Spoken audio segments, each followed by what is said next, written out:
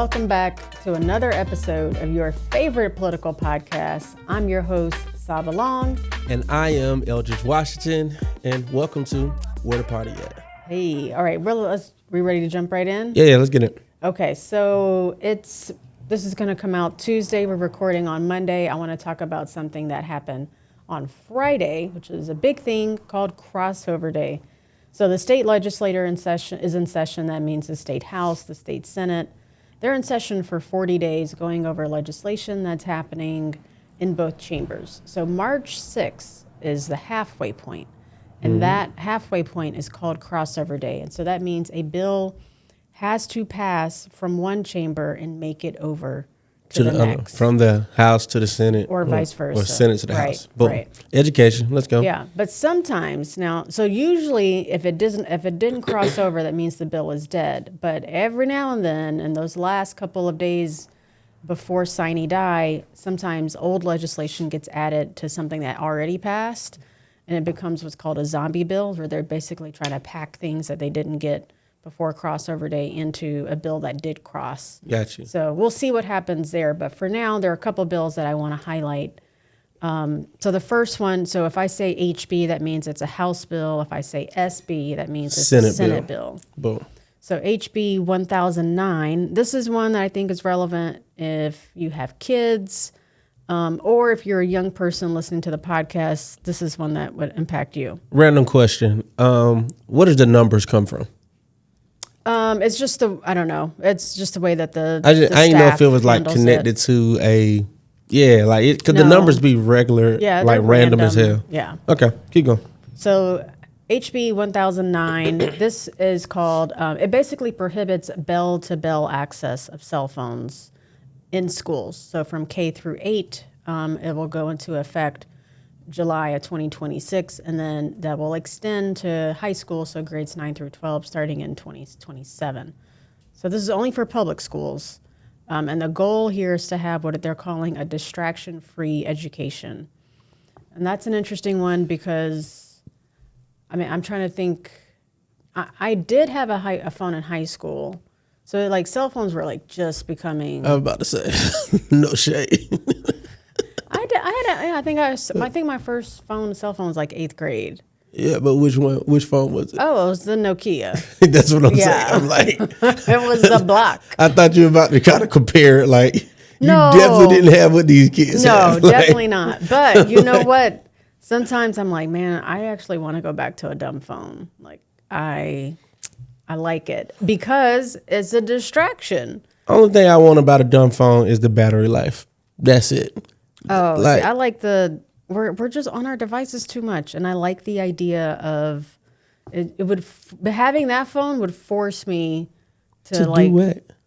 To do other things. Like I'm not having a multi-minute text thread back and forth with you because it takes too long to text on a dumb phone. Right? See, so I'm not going to be on Twitter or on Instagram. I'm going to be, much more productive. What do you think inspired this other than, because, there's been a lot of things. You seen the girl get into a whole altercation with her teacher over the phone? No, but I'm not surprised. Like literally, she got to fighting with her teacher for her phone. It was pretty intense. Yikes! It was pretty intense. Matter of fact, let me see if I can find that real quick. Like, can I show that? Yeah, but I think part of what inspires it, I think, is this feeling that kids they're so distracted by their devices that they don't have the attention span to learn. Ridgeway High School because of a cell phone in the classroom. And that alleged tussle was caught on camera. Fox 13's Rosalind Freeman explains while kids are not supposed to have their cell phones in the classroom, teachers are also not supposed to forcefully take them away. This video shared with only Fox 13, you will see a 9th grader and her algebra teacher in a tussle. It was the first school year under Tennessee's new cell phone ban. And while the law is supposed to limit distraction in the classroom, this incident has left one 14-year-old and her mother demanding answers. It started as a normal Thursday. Then this happened. Where is this? Tennessee? Police later described what you see in this video as a tussle, a teacher and a student entangled over a cell phone. And when I seen the teacher on my daughter, it was like, my heart dropped, and I was worried, I was concerned. I was too busy worried about my child. Oh, they got a calm mama too. Tennessee banned cell phones in classroom statewide. MSCS recently updated its policy to follow the law. It says phones can be confiscated, but teachers are not encouraged to physically retrieve them. Only request a surrender or call an administrator. Overly too far, yes ma'am. Because if I would have did that just as a parent, CPS. They'll say that's wrong and be held accountable for your action. Fox 13 reached out to the district. MSCS tells us the teacher we ain't gotta watch the whole thing, Fox but 13 is not sharing because she has not been charged with the crime. So as you can see, can be a controversial bill because these kids don't play about their phones. Right. And let's have a real conversation. So we talk about, phones being distraction. Yes, they are. But we also have a lot of situations where there are school shootings, and who have been calling the 911 in these situations? It's often been kids. It's often been kids, and those phones have often been used as evidence in the situation, in the cases, or when I've been finding videos on Twitter. So I think, I get it, but I also think that's a conversation to have with educators, right? Shout out to Keenan Walker. He's an APS educator, and he has a whole system that he's built in his class phone for screen time, and he leverages that. But I think that's the difference between having an educator and a teacher. That's real. I think an educator understands how to leverage and take advantage of different situations, and a teacher is just to the point. But to the point of this bill, y'all be careful. Y'all see what happened they did in Tennessee. Yeah, and I imagine some parents are probably going to say something about this as well. Because I could see some parents saying, well, I want to be able to reach my kid at any time, and I don't want to have to go to the school to get in contact with my kid. I want to call or text my kid directly. Because what are they saying? They just got to put it in their lockers? Yeah, I think they'll probably have, pouches for them, kind of like when you go into a concert. Okay. Or put it in your locker. It'll be like in the designated places. Yeah. It's not going to. I'm there on it. For me, I don't have necessarily I got a whole entire bigger issue with schools that the cell phone being in the classroom is like the least of my worries right now. But shout out to the bill that they trying to get passed. But yeah, we'll see. So it crossed over, and so now it's in the Senate. So we'll see what happens to it over the next few weeks. Gotcha.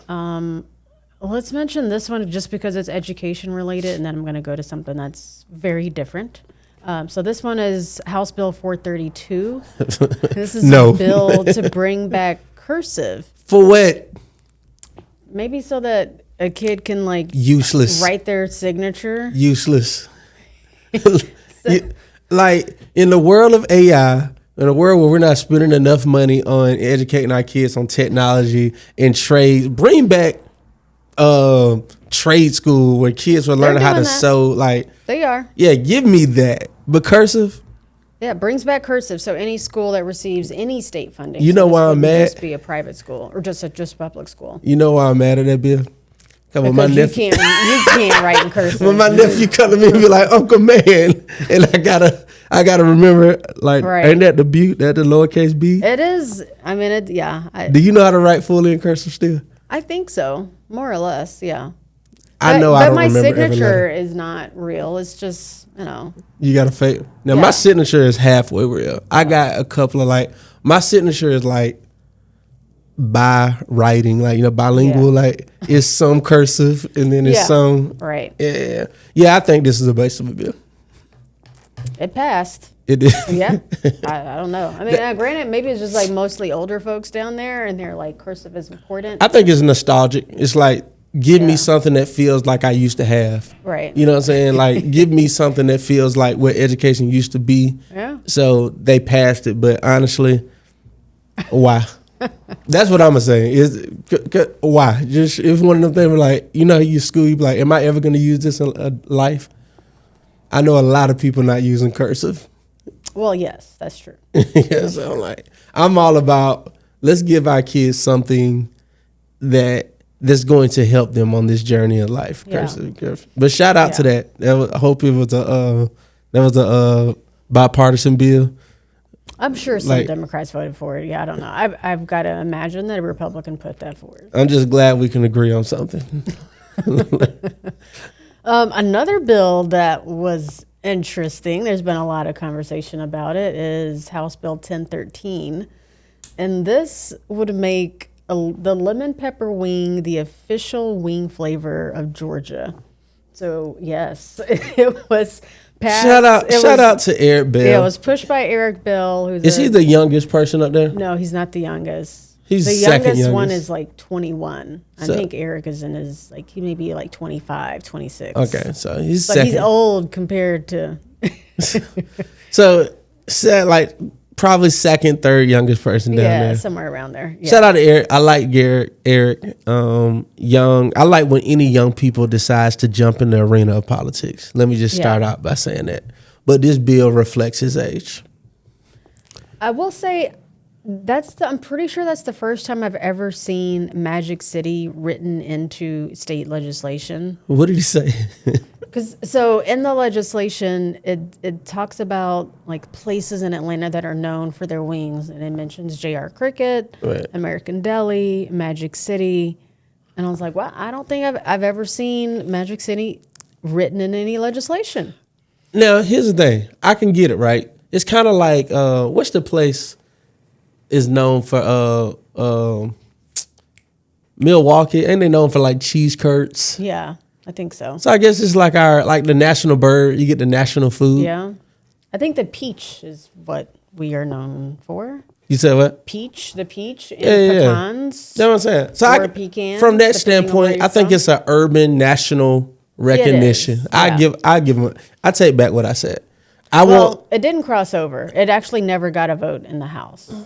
Because it sounds a little silly. But I think if you would have approached it like how I just said, this is just another. He did. Yeah, it just, I don't know. I just don't know if I would I have. think it landed on social media. I did see it on social media, didn't land with. and I was a little annoyed when I seen it on social media, just because I just feel like we got a lot to be writing on down there. And I hear you. yeah, but again, based off And of he is. no, In and I his know defense, that. I know he that is. because he had a whole package of different Right. things. But like, also, I just feel like I wish I would have seen this from somebody else. Yeah, because of his age. Because people are gonna always try to discredit you, Mm-hmm. your age. You knew this. What you bringing up? I just wish this would have been. So what if like Burt Jones asked one of the Republicans to push this? Yeah, I would have been talking shit like, I would have talked stuff. I apologize. I would have been talking trash about it, but at the same time, I think it would have been looked at differently, right? Yeah. But that's the whole dynamic of being a young person in a very older person arena. Right, yeah. You're just gonna be, and then also, I don't want it to damage my credibility of like, can I get things done? Right. So the fact Yeah. that I put something that is Light. super non-controversial, Yes. it is a very popular thing in this state, and it didn't even get a Right. vote, that kind of puts a stain on your reach. Right. That's the Yeah. only thing I didn't like. Yeah, I get that. Yeah, so. But shout out to Eric Bell. Again, I do like Eric, and he is doing more things. Let's just. Yeah, we'll see. We'll see what happens to it. He should have The brought- bill, it's never dead until the very end. So how can he pass this? It would have to be attached to something else that passed in the House, because this was a House bill. So I would literally go to Or one in of the the people Senate. so you got to go to the person that authored the passing bill. Right. And you say, hey, can you attach this? Oh yeah, so I would literally go to everybody with a passing bill with a 10-piece lemon pepper wet, and I'm gonna say, hey, attach this and taste this. Right. Tell me this doesn't deserve to be the official wing Yeah. flavor. So hey, that's It might just be too black. I don't know. It might just be too black. take Magic City. Well, Magic City been getting a lot of hype. You seen the whole Hawk things? If one more person asked me about this game, like Yeah, the Hawk. no one asked me anything about the Hawks or just like we'll have like little light conversations. But everyone is like, "Are you going? Did you get the sweatshirt?" You know, I'm like, man, it's funny. Like Magic City get a lot of hype, but it's not our best strip club. Honestly, okay. Well, let me ask you this: is it if well, two things. One, I know Killer Mike said something because like Al Horford and somebody else. he said we don't even like you. Like, don't even. So he's like, it doesn't like represent we shouldn't have this be like the representation of Atlanta, right? Right. If you're the mayor of Atlanta, do you care about this? Like, does this feel like going into Freaknik territory? Well, not. You got to realize this is just where we are at. Atlanta is a very unique place where our sports, politics, and business are all in a very intimate relationship. Yeah. So if you are high enough in politics in those relationships, you're going to cross over into people in the business. You're going to cross over to people in the business world. And a lot of that, there's different reasons for that. But one of the main reasons, the type of politics change with the different mayors you have. Right. You know what I'm saying? So like if you think about somebody like a Bill Campbell, for instance, when he was the mayor of Atlanta, heavy on the community guys were winning. You know what I'm saying? Like, and I think every mayor has an era of who's winning. And under Kasim, Atlanta politics became very hip hop. Yeah. It became very hip hop. That makes sense. He's an entertainment lawyer. Exactly. So therefore, every mayor that has followed him since then has had a remnant of that. Nobody has completely disrupted that. And I thought when Mayor Dixon came in, I thought the tech guys were going to just take off. Yeah. And they didn't. It's here, but because he is innovating in different ways. But as far as there's still a remnant of the hip hop politics. Right. So I think under this administration, you don't care because it reflects it. I mean, if you go to all the events, like I always imagine how shocked people are about to be when there is a white mayor in Atlanta. What the mayor ball look like. You know what I'm saying? Who's the main performers, the inauguration. Same thing if there's a black governor. Think about how much is going to change of all of this. So it's really on the administration. I went to Kemp's inauguration, and it was a very different vibe. It's country. You know what I'm saying? It's your party. So whoever you are as a person is going to reflect that. Right. So saying that to say under this administration, no, I don't care. Throw it up there. It's Magic City. Magic City. It is what it is. It is what it is. Like I don't think nobody. I will say the Hawks have I don't know how much money they are making off of this, but it's got to be a ton. Oh yeah, they can pay. And I hope that the Magic City ownership is getting something. All right, another piece of legislation that is worth paying attention to, and particularly because of the timing of this one. And it wasn't intentional, but it just so happened. So this is Senate Bill 443, which is being dubbed an anti-protest bill. It would increase the charge for obstructing a roadway from a misdemeanor, and it would make it a high and aggravated misdemeanor. So instead of a $1,000 fine, it would be a $5,000 fine. You can also be held personally liable for any property damage. So that's a big one. And so during the debate on this bill on the Senate floor, there was a question raised by a Democrat, and that person asked if the March on Selma were to take place, and it would be the anniversary of the March on Selma just passed. Yeah, Bloody Sunday. Right. So their Senate, let me redo that. This Democratic lawmaker asked if the March on Selma were to take place here and this bill were law, would it have been illegal? Would it be illegal? And the Republican lawmaker responded and said, well, as long as they have a permit, it's not illegal. And so I'll say this. Everybody knows, or those that do know me, know how civically engaged I am and how much I do support and believe in protests. And I've seen plenty of the shut down the highway protest things. Slippery slope. You know, this to me, this is in the same line of when we said you can't feed homeless people when the city of Atlanta tried to pass they did pass the you can't feed homeless people on the street bill. Whenever you start encroaching on people's right to protest and speak out, I think it's a slippery slope. I wouldn't support it.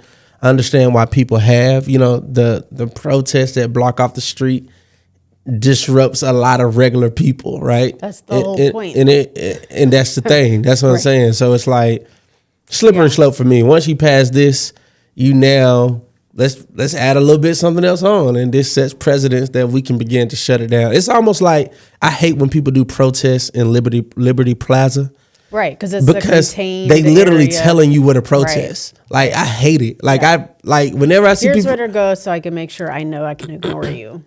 whenever I see people do a protest over there, I'm like, that was the point, and I hate it. Like, so yeah, for me, I'm all the way against something like this. But again, I can imagine. Yeah, it's a Republican bill, so I don't think there's much, if any, Democratic support for it. So this, did it cross or? Yes, it crossed. So it ain't passed. It just passed from the Senate. So now I got to pass in the House. Right.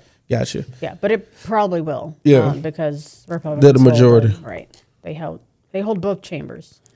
Another one, and we're winding down on our legislation here.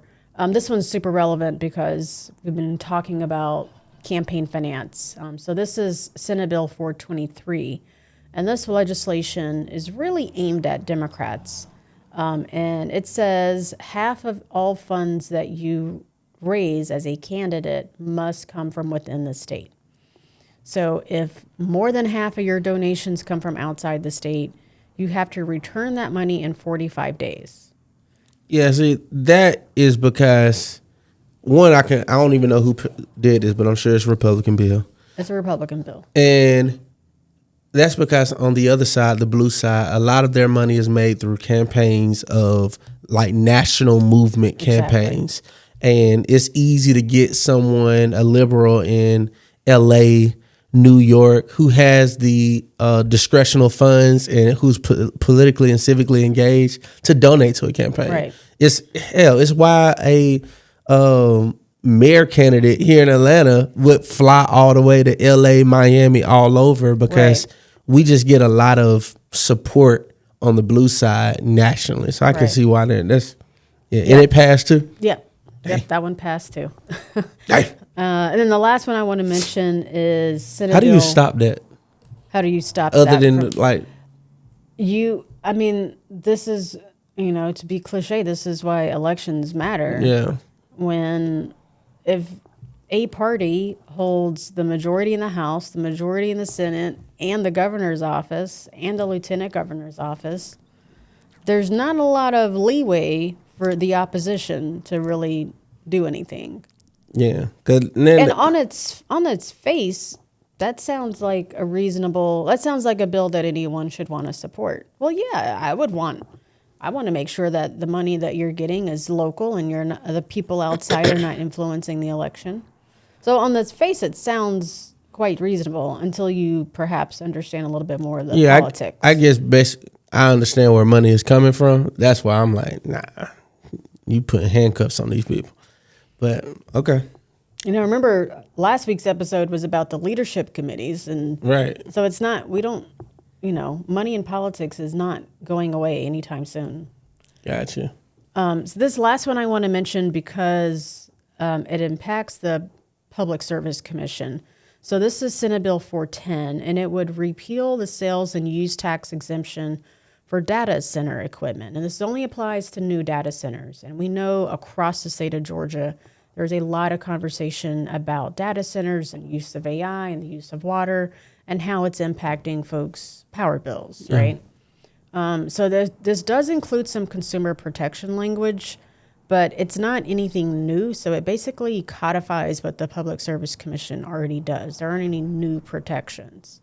Now, there was another bill, Senate Bill 34, that really is the one that had the real teeth behind it. Yeah. But it died. Okay. Because of really good lobbying from the utilities. I can imagine. Yeah. So this was really Republicans, their attempt to kind of get ahead of this conversation about data centers and affordability ahead of the Public Service Commission election, which is there are 2 seats on the ballot in November. So if we talked about this last week, I think, but if Democrats win those 2 seats, then they would, if they win another seat, then they would flip the commission. They could flip it. Yeah. And what's up? Again, going back to what I was saying about messaging and just telling the story, those seats flipped so fast. You know why the messaging was simple.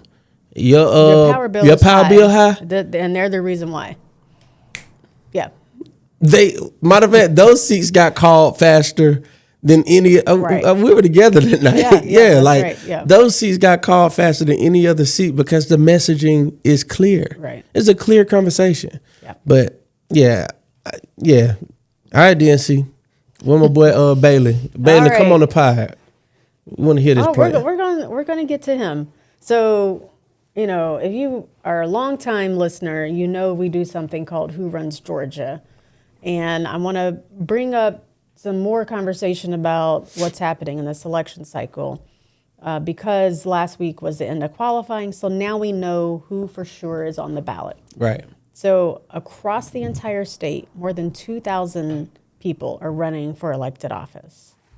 So that's city council, that's judges, that's county commission, all types of folks. Just to give you a little bit of a flavor, there's a state trooper who's running for a county commission seat in Tift County. There's a paramedic who's running for school board in Marion County. You've got a truck driver that's running for a county commission seat. So it's all types of folks. And I say that to remind you that if you've ever thought about getting into office, this is your time. You don't have to be a lawyer. You don't have to have, multiple advanced degrees. And think about the position that makes sense for you and your community, right? It doesn't have to be, I'm going to run for Congress. It's thinking about what's the local seat that might make sense in my community. Who changed that politics? Who changed that? I think AOC, honestly, in New York, because she was a bartender. You think that? I was about to say Donald Trump. We've had business people run for president before. Ross Perot. I wouldn't qualify him as a business person, although he is. I was just saying more so. Well, entertainment. Yeah, you would qualify him as more as entertainment. It was like very entertaining. Arnold Schwarzenegger. I was about to say Arnold Schwarzenegger. Yeah. Like it was just like that was just weird. You know what I'm saying? It was just a lot of when I used to think about politics, I used to think about suit and tie, right? Very business, very like. The reason why I said AOC is because of those that we just named, she was a regular person. Gotcha. Right? She wasn't someone who came from wealth or who was already a household name. Gotcha. So this is the time if you want to run for politics. And I like it when I see regular people run, right. Especially I like when I see teachers run for school board, like stuff like that. But I know what you're thinking, and I'm not going to say it. Oh my goodness! Like, that was such a layup, but I'm going to keep moving. Let's go. Next subject. So the primaries are going to be quite competitive. So I want you all to see this press release from the Democratic Party of Georgia. We were just talking about Charlie Bailey, who's the head of DPG. And in this release, they are highlighting that this is the highest number of candidates and the highest number of contested seats that they have pushed for in at least 3 decades. So DPG feels like they have some momentum. And for those that don't know, DPG? Democratic Party of Georgia. Okay, just making sure. Yeah. So this is where Charlie Bailey, right? This is essentially his press release. Yeah. I ain't not gonna lie, he has a lot of fans. Yeah. Yeah, I said something about him online, and because I'm on here now, I'm just kind of like tweeting more about politics, and a lot of it is questions. It's not even statements. And I was like, yo, what is the Democratic Party doing? You know, Charlie Bailey was brought in based off of his predecessor lack of work. Right. So what's the work? I haven't heard or seen a plan. So what's the plan? So like I mean, that press release is his way of saying we've been putting in the work. We've got qualified candidates running. And that's what I'm saying. There was a few people that jumped on that post Like, Yeah. no, this is the best we ever been. Yeah. And look, you know who came to his defense? We don't say the name twice on the podcast. Shelley Windsor. Yeah. Shelley, I was surprised. Yeah, Like, I Republican. didn't Yeah. even know Shelley knew Democrats. But- Oh, Shelley is incredibly, Shelley's quite plugged in. Shelley came to his defense heavy. Then there was Yeah. this other sister who I like. I was like, hey, I hear all that, but here's the issue. Y'all are in the know. Normal average- people don't know the plan. What's the But plan? normal people aren't even paying attention. I just went, we're going to talk about the governor's race. I just went to an event for Jason Estevez. That's the problem. And I talked to a woman there and I said, oh, what brought you out? And she's like, oh, a friend of mine who is a big fan of Jason asked me to come. And I said, have you decided where you stand on the race? And she says, honestly, I haven't paid a lot of attention to the politics. I know everything's crazy. I know there's an election this year, but I don't know who all is running and I still need to do my research. That's like, but here's the issue. This is why, and again, I'm very critical on the Democratic side. One, I typically lean to vote over there. But two, on the Republican side, the common person doesn't care about the no. They just know what to do. You know what I'm saying? They just know we're voting for whoever the Right. guy is. It's just a level of we're voting for the platform. Yeah, well, the messaging is much more simple. Yeah, so if your messaging is not as simple, your story is not as clear, Right. and your candidates are not sure, like there has to be a plan. And saying that we got a lot of people running. A lot of people running. So on the Democratic side, Go for back to governor, that press release. Is there anything else on that? No. Okay, cool. So on the Democratic side for governor, we were talking about last week if some folks might decide to not qualify, not to pay the qualifying fee, but everyone paid the qualifying fee. Derek Jackson and Olu Brown did, and I was like, oh, okay. Don't count me out. I know. And then the Republican side, Clark Dean paid the qualifying fee. I was like, all right. But on the Republican side, the real tussle, I would say, right now is between Burt Jones and Rick Jackson. Rick Jackson filed a defamation lawsuit against Burt Jones. We talked about the state legislature. There was a piece of legislation that Burt Jones, his allies were pushing, as House Bill 1362, which is effectively a Stop Rick Jackson bill.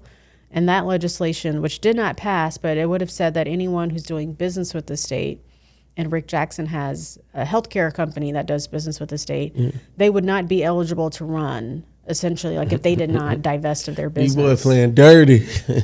So it's a real race. I do want to, we talked about how much money Rick Jackson's putting in the race. I want you to all to watch this clip and we can talk about it.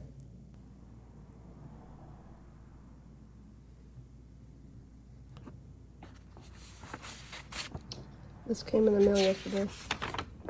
What a publication. Unbelievable. He spent a lot of money, and the paper quality is impressive. See, he definitely not mailing to me. I ain't get one of that.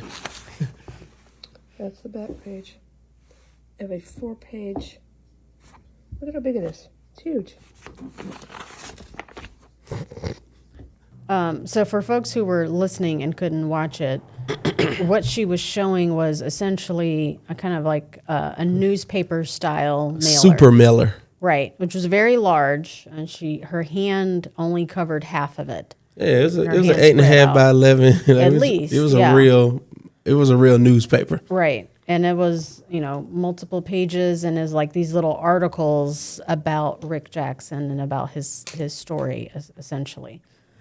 That costs a lot of money. Well, first of all, if you've done campaigns, you'll know mailers and signs are not cheap.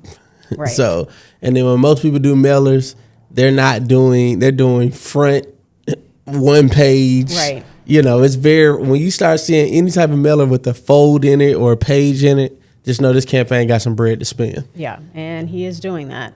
And so was Burt Jones. He put up a website that I thought was hilarious. I call it the Slick Rick website. Let me pull it up. So it's It's called, the URL is slickrickjackson.com. That's what he called it. Let's take a look. Yep. Meet the real Rick Jackson. First of all, the cartoon is genius. The real Rick Jackson. Now, here's the thing. If you're paying attention on the DNC side, you got to be looking at all of this stuff. Oh, they are. You know what I'm they saying? they And have being someone prepared, doing all this, for being sure. prepared to leverage all of this. So Yeah, absolutely. So one of the things they're hitting him on is that, and I haven't looked into this to see if this is actually true or not, but that his medical practice is, because he has a healthcare company, that they were providing transgender treatments to inmates at the state prison. I don't know if that's true or not, but that's one of the things that Burt Jones is attacking him on. that's going to help him once he get out the primaries. Yeah, so I guess I'll be like, see, I am woke. I am. I'm with both sides. Yeah, but it's quite the website. And for folks who might be a little bit new to politics, this is all normal, right? Like in a primary in particular, what you have to do, What you got to do? you have to define yourself and you have to define your opponent.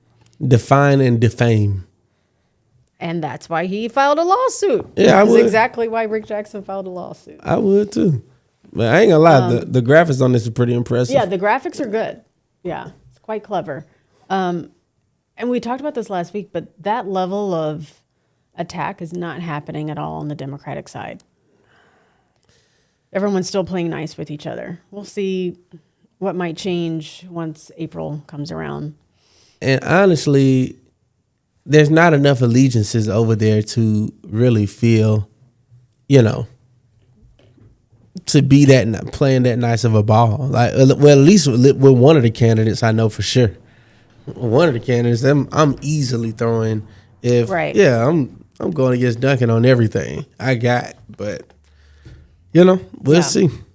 So Jason Estevez officially is the first Democratic candidate up on TV.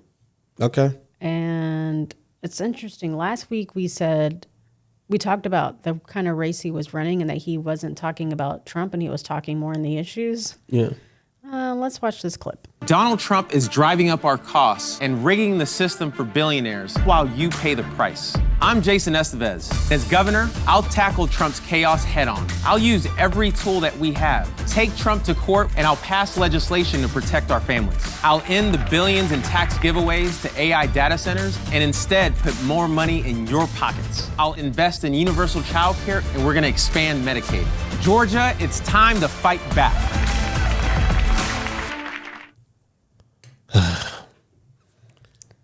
That's his first ad. The thing is, well, when I see those ads, first thing I say, I'm like, man, who got this job? That's the first thing I see. But like, what I liked about him, he went away from. Like, I guess his people told him, I guess he listening to polls, and polls are saying these people are leading, and these people are leading because they're talking about Trump. So I get it. Trump is an easy target. It's something we should talk about. But for him, I just felt like he had a different lane that he was working. And yeah, the polls might not reflect that he's winning, but the money is. Like, he's raising. If he wasn't raising money, I would probably say, hey, you need to switch what you're talking about. But the fact that you're raising money at the same rate as every other candidate, if not more, because he's not putting his own money in the race. Right. So because he's not putting his own money in the race, I'm saying stick to what your message is and give people something to vote for, not vote against. Right. But, Yeah. it looked good, but. Yeah, what I thought was interesting, I mean, granted, for folks who are just listening, so you wouldn't have seen this, he does have like little, on the lower thirds, he says what his titles were, right? I'm a previous state senator, so he does do a little bit of an introduction. Yeah. But if I'm completely new, I don't fully know who he is after watching that. No, he didn't introduce it. It wasn't an introduction at all. Right. It wasn't an opportunity to say who I am. Right. It was just straight to Now, he did get in that 30-second ad, he did go through a number of policy issues. So he did hit them quick, right? Yeah.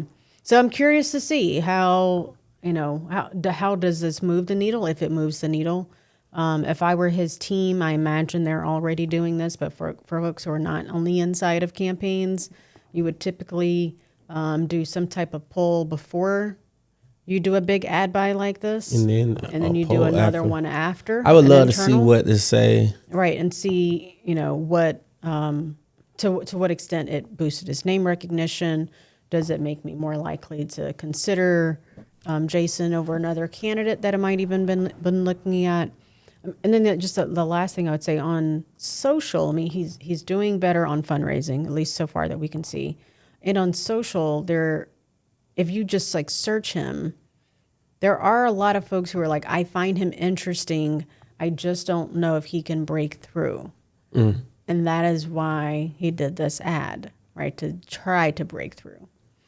I can say, you know what I would like to see? At one time, you were doing these POVs with ACC, where you're just kind of bringing people in. I would love Just to talking to voters. Yeah, I would just love to see a voter on where they at on this Right. Democratic, on this just governor race, yes. race period. Right. I would like to see one of those. Yeah. Just to hear the everyday Right. person. And I would even show them this. Does this ad make it like I would sell some data to the campaigns? Like I did a poll, Right. like a real poll, like, and this is what they're saying. Because again, I like Jason. The fact that he raising money is a really big deal. Like you knew he doesn't have a lot of stains on his name. Like you Right. almost can throw a stain on every candidate's name based off of something they did or didn't do. Right. He doesn't really have that essentially, at least publicly. And this is his opportunity, to leverage that and just get bold out there saying, I'm that guy, and not necessarily following the lead of everybody else talking against Trump. So Yeah. good ad though. It looked good. Yeah, we'll see. And just one last thing that was interesting to me, Mike Thurman, who's a Democrat running for governor, he did a telethon hall. So last week during qualifying week, you would find the candidates would all do something, right, leading up to it. And so Jason, for example, who we just talked about, he had a big rally. So he had supporters like lining the steps as he was going to qualify and, did a big hurrah. What Mike Thurman did was different. So not a social media hit at all, but perhaps more impactful. So he did a teletown hall with 21,000 voters across the state. Okay. Hold on. So he was on the phone, like they old school called in. Dang. That's a lot of numbers. Yeah. And he thought the campaign said what we thought would have been good was 1,000. And they actually got 21,000. That's which solid. is quite impressive. Yeah, that is. Because Yeah. I want to know the technology to even do that. Because I know it wasn't a real conference call line. No, I've done it before. I can't remember if it was for a campaign. I've definitely done it before. It might have been a campaign. I can't recall. It's been quite a few years. It was before the pandemic. And I think what we had, I can't recall exactly what we had people do. Either they signed up beforehand and then it called them at the time. Right. I can't remember what it was, but the technology exists. That's dope. Shout out to Thurman. I mean, it's basically like imagine you're on a Zoom, but it's just audio. Yeah, I get it. Yeah. But I'm just saying, shout out to Thurman. That's dope. It speaks to what we already said, that he is a formidable opponent. He's going to be hard to beat. And it's just showing his team is doing more things that's on the ground. Because social media can be sexy all the time. You know what I'm saying? Social media can be sexy, but it also can be elusive. What does 15 million impressions really mean, right? Like, because if I look at it for 2 seconds and keep strolling, that was technically an impression. Yeah. But I mean, a prime example of that, right before we started recording, someone asked me, why did Jasmine Crockett lose in Texas? Right. And I said, she had a huge social media presence, but she wasn't on the ground. Her campaign was not on the ground in the way that Tallarico's was. Yeah. And that's just the reality. 21,000 people holding their phone to their ear are real voters, real people, and real committed. The Right. fact that I'm sitting here even if got the phone on speakerphone and I'm doing stuff. Right. That's a real thing. I'm paying attention. Yeah. So Yeah. looking forward to this. Yeah. I want to highlight just one other race that we talked about. And I'm mentioning this person because they're an Atlanta person. Don't laugh. No, I'm laughing. And I'm So, all right, let me get it out. So, insurance commissioner, this is another statewide race where Republicans and Democrats will be going at it. The incumbent Republican is quite a formidable opponent. But Keisha Waits, a former Atlanta City Council member, should post 3. And she also ran for clerk, if I'm not mistaken, in Fulton County. And then she ran for Public Service Commission. She put her name in the hat to run for insurance commissioner. Here's my issue with this. Keisha has done so much in politics in the sense of running, right? She's run a lot. She has ran a lot. And she finally She's committed to running. Like she finally got a seat. I know. She was in city council and she was there. You can go to city council. It is a very powerful seat. You're one of how many on city council? 15. One of 15 that vote on. She was one of 3 the at-large post position. Yeah, like so you had an at-large seat. You could have stayed there forever. It was Andre's old seat. You could have stayed there forever. But she got greedy. Let's just call it what it is. Nobody leaves that to go to the clerk until you find out what the clerk makes. The clerk makes a lot of money. Until you find out what the clerk makes. The clerk makes a lot of money. And she left her seat that she just won to go run for clerk. And she ran against Shay Alexander. Shout out to Shay. Shay won. That was a whole messy race because Shay's predecessor, whole messy race. We ain't got to get into it. But just to see her throw a name in the race, I'm going to be real. If you putting money behind Keisha and you supporting Keisha in this, you really got to ask her and have a real conversation. Like, sis, is this really what you want to do? Like, she would say yes. Like, and why? Like, because you just left me on this other seat. But there's another person doing that. I feel the same way about Mo Ivory. Leaving her seat, she just won a commissioner and going straight to me. To me, it's almost like a slap in the face to the voters. Like, I'm like, yo, I supported you. I believe in you and I need you in this position. You're my person for this position. And then you get there and you don't even get. Well, you could say that about Jason Estevez, right? He went from APS to state senator, and then he resigned from state senate to run for governor. Well, I don't know the time. I didn't know the time lengths of when he did all of these. I just know these races I was paying attention. If it's the same thing, it's the same thing. Like, again, I even said it. I don't know if it was on this pod, but I even said, if I was Jason, I wouldn't run for governor. But that was before I started seeing how much money he could raise. Then I'm like, all right, well, shoot your shot. Yeah. But as far as this whole Keisha, man, come on, man. You just don't want a reputation of being a runner. Like, you're just a campaign runner. So, well, we'll see. I think once Nabila Islam decided to jump out of that seat, because she was certainly the Democrat that folks expected to take that. Yeah. In the primary, she decided to jump instead to the lieutenant governor's race at the last minute. And so I guess Keisha Waits said, hey, I'm not going to let a good opportunity get away from me. And that's what happened. Shout out to Waits. If you get in, baby, I'm proud of you, but baby, you gotta start running. She's like, I've run statewide, right? Which she did when she ran for Public Service Commission. Right. So, hey, I mean, the fact that she keep finding money for people to donate to, that's impressive. It's just impressive to me. I'm sorry. Well, the PSC race, when she ran for PSC, it was, I don't know if she got to 15,000 raised or 20,000. It was very low for a statewide race, which is. I'm just saying, the fact that I just want to know what the calls sound like. You're going to go do call time with her. Hey, it's me again. This time. This time, I found the race. Right. That wasn't for me. This the race. I'm just saying, at some point it's laughable. I'm sorry. I hear you. I hear you. Slow it down. Slow it down. If she get in, I'm proud We'll of her. see. I mean, that would be quite the upset to beat John King, who's the incumbent. I just want to briefly mention this because this episode comes out on Tuesday, and there are two special elections. One is to replace Marjorie Taylor Greene for Congress. So that will definitely go to a runoff because there's so many people running. I want to say it's north of 14 people running.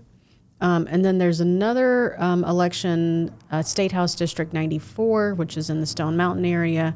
And that is to replace Karen Bennett, who got caught up in the whole PPP fraud, which I was so shocked. There were like two Democrats that got caught up in that. And that PPP fraud, that thing is like, that's such a delayed hit. Right. Like it's almost like when your mama say you're going to get a whooping, and when you get home, but she lets you take a shower and go to bed. Like, forgot about it. You don't forgot about it. Like, yo. You want to move to party starters and party poopers? Yeah, I want to hear yours. I don't know if I have a party starter yet. Maybe something will come to me in the next 30 seconds or so, but I do want to do the party pooper. All right. So we still ain't figured out what that visually is yet on this thing, but you can just introduce it. Start with the pooper first. Okay. So my pooper is the Justice Department, the U.S. Department of Justice, because they just settled this massive antitrust lawsuit with Live Nation. This case started under the Biden administration, so it was the Department of Justice and 40 states were suing Live Nation, which is, they also own Ticketmaster, if that is more of a familiar name for folks. So the settlement was $200 million that's going to these states, but a couple of other states, I think, are going to try to pursue the litigation further because the settlement came as a big surprise to folks. So it would force them to stop some exclusive booking agreements and then to cap service fees at 15% of the ticket price. Every expectation is that if this had gone all the way through to trial, that the consumers would have gotten a much better deal. Better deal, like less ticket fees. Right. Yeah. I mean, I literally just last week was going to book a show and I saw how much it was with the ticket fees and I was like, I just don't feel like doing that. They can just make it whatever they want to make it. Yeah. So I always try to find stuff that like impacts everyday folks. Right. And anyone who likes to go to any kind of concert, any kind of show, like this directly impacts you.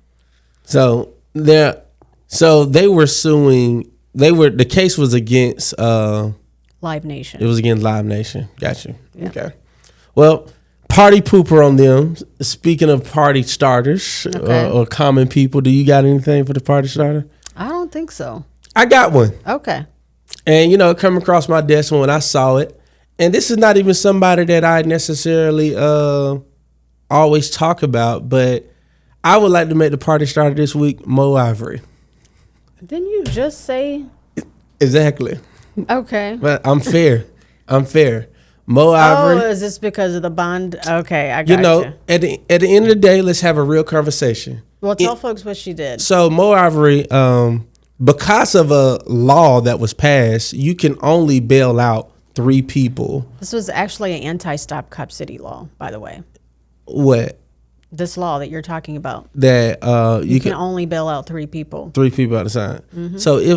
So hold on, anti-Stop City, like meaning the people, because they were getting arrested in mass. Oh yeah. So that's what I'm saying. I got you. So what you anti-stop? I'm about to say, hold on, no. Why would they?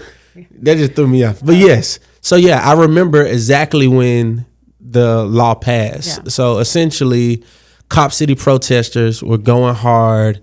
They were on the front lines, getting arrested because they were standing for something they believed in.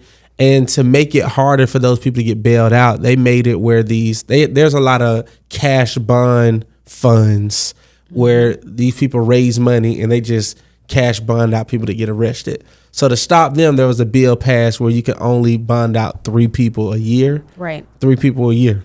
So Mo Ivory, was this last week? Last week she goes to the jail and asked for the lowest bonds on there. There were 3 people in jail It was at like $50 bonds or something. 85. It was like Yeah. $85, $80. It was 3 people in jail for $80 bond. Literally stuck in jail for $80 bond. It cost taxpayers like $125 To keep them in to jail. keep them in jail. But essentially, they can't let them go. They could, but they can't let them go. Right. So she just went and bailed out 3 people out of jail and encouraged other people to do it as well. I think that's a party starter, especially if you understand how the cash bond has really been dangerous and hurtful in our community. A big story, Khalif Browder is one of the biggest cash bond stories ever in New York. Rikers, prison, Island. Rikers Island. And how much was his bond? Like, It was minimal. it was super small, but this young boy was in Rikers Island, one of the worst jails you can be in New York, and he got completely terrorized. And when he finally did get out, off of a case that he didn't even do. Like, after he got home, he killed himself. And it was just that bad because he didn't have a minimum cash bond to get out. So Mo Ivory, she used it. Some people would say it's political, some people, however you want to say it's for. It's one of those situations when people do trends online, but the trend is actually a good trend. So she was like Mr. Beats, but the black version. Yeah, so so I'm like, hey, The whatever. political version of Mr. Beats. I'm with it. So That's kind of clever. she went and bailed out. She impressed. That's clever. That's good, right? Hey, that's good. So shout out to Mo Ivory. Mo needs to be giving these gubernatorial candidates some words, some advice. Yeah. Well, her branding is amazing. I seen one of her cars riding around, wrapped beautifully in Summer Hill. Right. I mean, she's just doing it. You know what I'm saying? She's another person. I'm kind of mad she jumped, but again, she's making it hard for Rob and Marvin Arrington. Like, definitely. So that's the Fulton County Chair's race for folks who may not be familiar. That election is. So she's my party starter. Now, the caveat, I told you the party starter with a caveat. Okay. The issue is, it speaks to a lot of things, because a lot of those people that are locked up for, one, is non-violent offensive crime. So it's not like she letting out domestic violence or any people like that.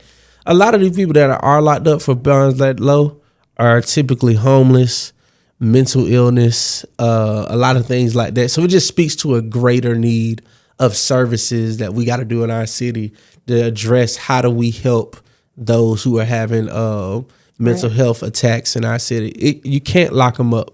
And those are misdemeanors, right? I mean, if you're getting locked up on an $80 bond, you did not do anything egregious. There was nonviolent. Nobody was stabbed or hurt or anything like that. And if you're on a $90 bond and you can't get out, you don't have any family or friends. So again, it speaks to me. It's like, yo, this person probably homeless. This person probably have mental illness, but they have nowhere to go. Yeah, or your family and friends are also in Just done financial strains. That part. Right, they can't help you. So she's my party starter. Okay. I give her That's a good one. I make her my party starter this week. Shout out to you, Mo, for doing that and encouraging other people. I seen a lot of people under the video when it went viral, right, saying that they're gonna go up there. They're actually about to start a bailout party where people just gonna pull up, and you get 3 at a time and just bail people out. I think that's cool. We're doing an event in next month in April, like late April, for the Fulton County races. Okay, I'll be there. Yeah, I'll keep you posted. That's going to be interesting. We're doing an event for the election party. That's right. May 19th. Yes. An invitation to go out soon. Yeah, the Fulton election is going to be pretty hot. It's going to be fun. Yeah. It's going to be really fun. I'm encouraged and I'm excited about it. For those that are just listening again, this is a very condensed version of a lot of things that are happening in this state, this city, this county. But we just encourage you to tap in and get involved, because all of these things affect you. You don't have to do politics to do you. Right. So. And I would just remind folks, if you are new to the state of Georgia, if you just got married and you changed your name, if you haven't voted in a while, even if you voted in the last election, go check your voter registration status. Yep. Because a number of folks have been purged from the rolls, And don't assume that that's not you. So just go to mvp.sos.ga.gov and check your voter registration status. And go vote. We need you. Yeah, so we'll keep you posted on when early voting starts. Obviously, there's 2 special elections today, Tuesday, March 10th. So if you're in those districts, definitely go vote in either one of those districts. But early voting starts at the end of April for these big elections. So for governor, for county commissioner, for all these big things. And then we don't know yet when the special election will take place to replace Mo. Got you. So that is to be determined. But that will also be a very big one. Yeah, I heard. Yeah, I heard that one too. So We'll talk about that later if you're like, wait, who was it? You gotta keep tuning in. we got to bring them on. All right, y'all. Thank you for tuning in for another episode of your favorite political podcast. I'm your host, Saba Long. And I'm Eldredge Washington. And this is Where the Party At. Thank you.